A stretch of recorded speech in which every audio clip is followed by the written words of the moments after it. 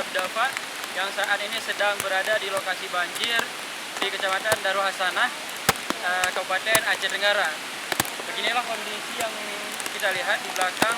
Jalan sudah putus total, tidak bisa dilewati oleh kendaraan, baik kendaraan roda 4 maupun roda 2. Dan di sana lebih kurang 6 desa dan semua masyarakat tertimpa musibah banjir bandang yang ada di Aceh Tenggara.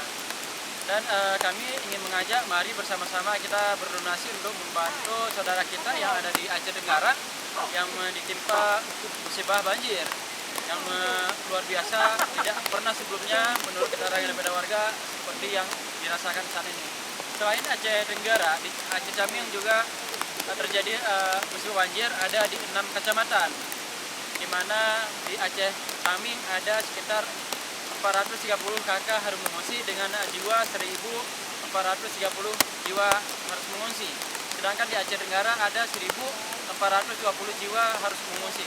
Mari sama-sama kita bantu masyarakat yang ada di Aceh Tenggara dan Aceh Caming, mereka yang ditimpa musibah.